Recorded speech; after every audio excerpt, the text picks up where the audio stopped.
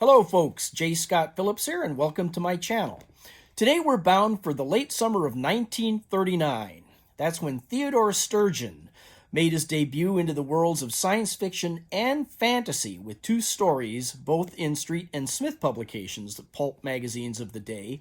One was Ether Breather in the September issue of Astounding Science Fiction, and the other one was A God in the Garden in the October issue of Unknown, both edited by John W. Campbell Jr. And it's also the third week of New Worlds November, which is a BookTube event that was created last year by the Bookish Bryants to celebrate shorter works of science fiction. And they define that as any novel that is 250 pages or less, all the way down to short stories and any length of story in between. And this is week 3, which is to discuss classic science fiction. And that is determined to be anything that was written and published before 1965. So Ted Sturgeon's debut into science fiction and fantasy certainly falls within that category. Now, New Worlds November has quite a number of co-hosts here, so I'm going to just sound out the roll call real quick here, and then we'll move on. As I say, created and hosted by the Bookish Bryants, and then the co-hosts are Steve Donahue, Sean D. Standfast, Michael K. Vaughn, The Bookclectic, Another Bibliophile Reads, Jim Reads Too Slow, Book Time with Elvis, Unlimited Reads, Science Fiction Reads, Bob's Books, The Rambling Reviewer, Read by Fred, and Books, Songs, and Other Magic. Now, I'm not a co-host myself, but they open it up to anyone who likes to talk about science fiction, so that's me. So here I am. Be sure to check out their channels as well if you don't know them already, because they're all posting about science fiction. If you're a science fiction fan, it's a great month-long event here. I'll leave links to all their channels in the description down below for easy reference. And in the meantime, let's move on to chat about Theodore Sturgeon's first two stories in speculative fiction and some of the artwork that it was inspired by them. Theodore Sturgeon was born in Staten Island in 1918 as Edward Hamilton Waldo, and he went by the nickname Ted growing up. His parents divorced in 1927, and his mother remarried in 1929. And at that time, little Ted took the last name of his stepfather, which was Sturgeon. And at the same time, he always preferred the nickname Ted rather than Ed or Eddie, so he changed his first name to Theodore. The family wound up moving to Philadelphia, where Ted really got into gymnastics in school. So much so that he thought it would be a good idea to run off with the circus and become a performer for Barnum and Bailey. But unfortunately, when he was 15, he contracted rheumatic fever, and that left him with an enlarged heart, and that kind of dashed his hopes of ever becoming a circus performer. But after high school, he enrolled in the Pennsylvania State Nautical School, and he spent some time there and thought that, well, if he can't run away to the circus, maybe he could run off to sea instead, which he did. He got a job on a tanker working in the engine room and started to learn about shipping while he was at sea. And a lot of time on his hands at sea, he started to kind of brainstorm and daydream, and he came up with what he thought was a foolproof idea to rob the American Railway Express Agency of tens of thousands of dollars. He thought his idea was foolproof, couldn't fail. The only problem was he felt that he just lacked the guts to actually do it. So instead, he wrote a short story about it. And he was able to sell that short story to the McClure newspaper syndicate for $5. And the McClure syndicate liked it enough that they were prepared to buy a couple of stories from him a week if he could crank them out. So he jumped ship and moved into Manhattan in 1937 and started to do that. Now, these stories that he was writing for McClure's, they were really short, just a few pages long, and they usually had a clever little twist ending to them that made them fun to read, and McClure's really liked that. Now, oh, by the way, that short story, if you're interested to see if it was really a foolproof idea on how to rob the express company, it's called Heavy Insurance, and you can find it in some anthologies and collections of Ted Sturgeon's works. It's not science fiction, but just kind of a fun little story, as most of those are. If you can find any of them, they're just take you a couple minutes to read them.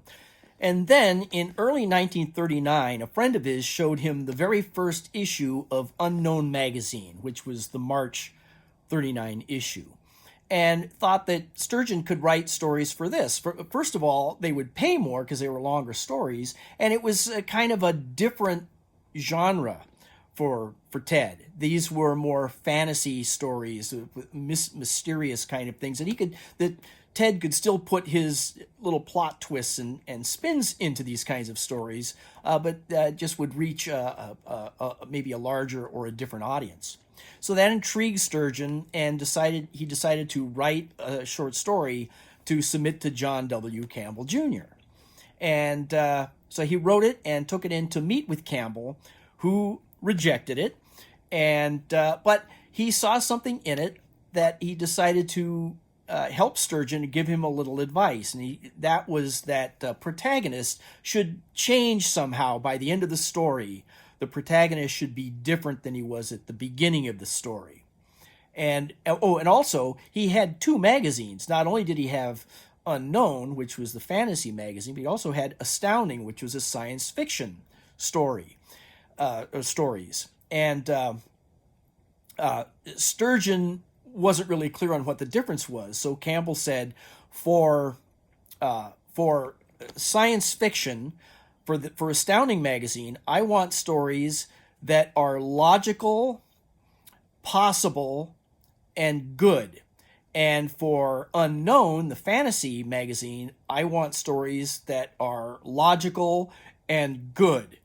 They don't have to be possible.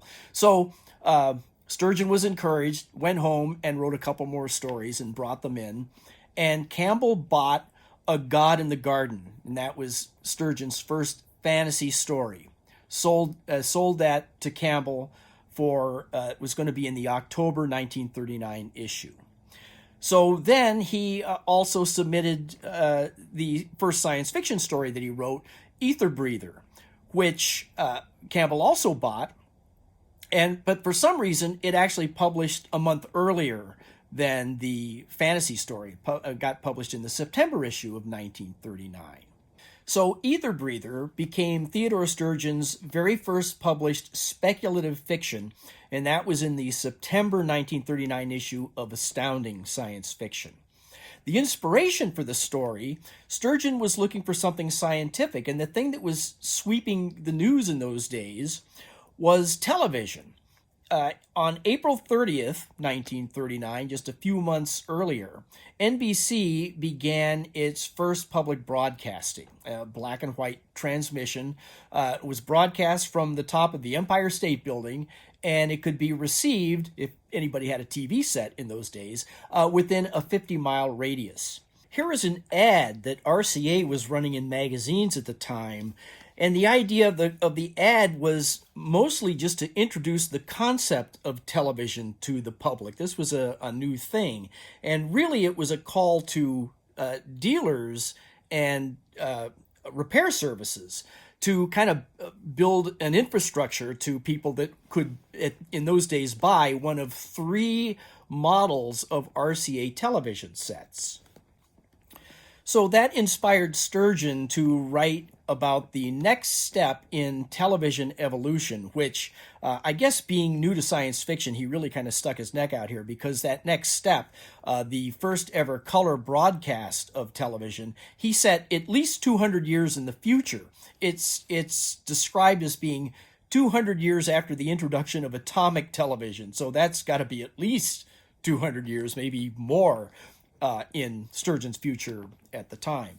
But it's the story of a writer who has been writing this story. Sometimes it's a short story, sometimes it's a poem, sometimes it's a novel, sometimes it's a play, goes back to short story, back and forth. The writer can never sell it. And finally, he sells it to the television network, who is going to make a play out of it, a presentation, to be the first ever color broadcast. And the writer in the story is kind of sad to let it go. It finally sold, which is what he always wanted to do, but it's like giving up an old friend, because they had been through so much together, apparently. And I wonder, the way he describes it, the story, or the play by this time, is called The Seashell. And it's the story of a male and female who met when they were kids, man and woman, but they met when they were kids, and they met 3 times or 4 times in their lifetime. And each time they meet, there's an exchange of a seashell that one gives to the other, and then they give it back again each time they meet, back and forth over their lifetime. And it seems like such a quaint little story, and sounds like the type of short story, really short story, that Sturgeon might have been writing in those McClure days. And I wonder if it's an actual story that he wrote that he could just never sell, and then he decided he'll just put it in Ether Breather to finally get it in some form and out in front of his readers, maybe. He would do that with poetry from time to time. He would write a poem that couldn't sell, and eventually the poem would wind up in one of his short stories. So he kind of cannibalize some of his stuff from time to time like that. And then the other thing that makes me kind of wonder that is that he names his protagonist Ted Hamilton. So he's already always been going by the nickname of Ted. And then if you remember, he was born Edward Hamilton Waldo. So Ted Hamilton, that's Ted Sturgeon, right? So he puts himself in the story. And not only that, but the name of the switchboard operator at the television studio, I guess in 200 years they're still going to have switchboard operators, but her name is Dorothy, and that was the name of Sturgeon's wife at the time, Dorothy Fillingame. So it's got to be Sturgeon writing himself into his own story. But the premise of the story is that once the seashell is being broadcast, first color broadcast, Ted Hamilton, the writer, is sitting at home enjoying the show. It's an hour-long broadcast. And at the halfway mark, the commercial comes in, and the sponsor of the show is a Burbelow's perfume. It's a perfume company, and the 2 actors in the commercial start talking about the play that they're running, and they start bad-mouthing the play, and it stinks as much as the perfume. And Hamilton kind of falls out of his chair here. What's going on? You've got the commercial is lambasting itself and my play. He can't stand for that. So he's getting kind of riled up. And then it goes back to the play, and his 2 characters, the romantic leads, are embracing each other, and the guy leans into the woman's ear and says, "I hate your effing guts." Now, this is not spelled out as such in the story itself, but it's described so that the reader clearly knows that the guy is telling her, "I hate your effing guts." And reading that now even kind of shocks me for 1939. What's going on here? Well, because of that, because of the foul language and that sort of a thing, the FCC has suspended the broadcasting from the TV network. And 2 days later, the FCC has allowed another network to take over the color broadcasting, and they broadcast a production of Carmen. Now, the interesting thing here is that Sturgeon was throwing this thing 200 or 300 years into the future, but he actually got this one right, because the very first color broadcast by NBC in 1953 was a presentation of Carmen. So how about that? That kind of hit that nail on the head. So it was a real fun story to read, and maybe even more so because of reading it now. So we kind of understand a lot more about the actual history of television. So you're reading things about the fact that color broadcasting doesn't happen for another few centuries here. Somehow they still have switchboard operators, and the FCC is still overseeing what's being broadcast, all that kind of a thing. But it was popular amongst readers too. And in fact, in the analytical laboratory, which Astounding Science Fiction was running back even then, which was their readers voting on their favorite stories, Ether Breather came in as #1. So Sturgeon's very first science fiction story ever really was appealing to the science fiction readers. And General Swamp CIC, which was being serialized in that same issue, only came in at #3, written by Frederick Engelhardt, which was L. Ron Hubbard's pen name. And so Sturgeon was 2 steps ahead of Hubbard already, his first day out of the gate.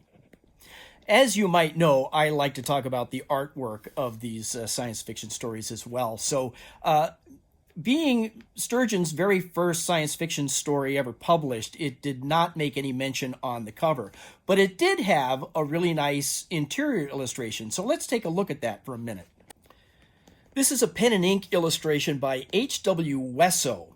And the artist here is depicting a scene, a moment in the story where Ted Hamilton and the sponsor, Burbalo, have gotten together at Burbalo's office where he has some broadcasting equipment of his own. And they're very upset that the broadcast lambasted not only the play, but the product. They're both very upset with this, and they're trying to get to the bottom of it, because it turns out that the broadcast itself was fine. There was no such problem or profanities in the broadcast itself. It was only on the receiving end that people at home watching the show were getting this vile content somehow. So they're using Burbalo's own equipment here to send a live broadcast out, and they can watch their own live feed back again. And they are shocked to discover that they're seeing their own images talking back to them. And not what they have sent out themselves, but the 2 images have their own mind somehow. And it turns out that there is this collective intelligence that somehow lives in the ether, that is the medium that propagates the color broadcast, and they can communicate through that.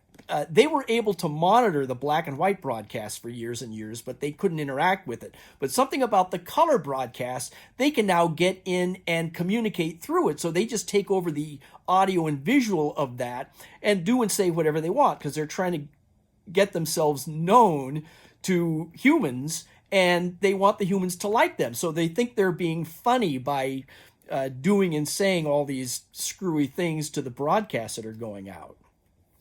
So really nice illustration here. We get to see some interpretation of what that kind of color broadcast equipment might look like 200 years after the invention of atomic TV.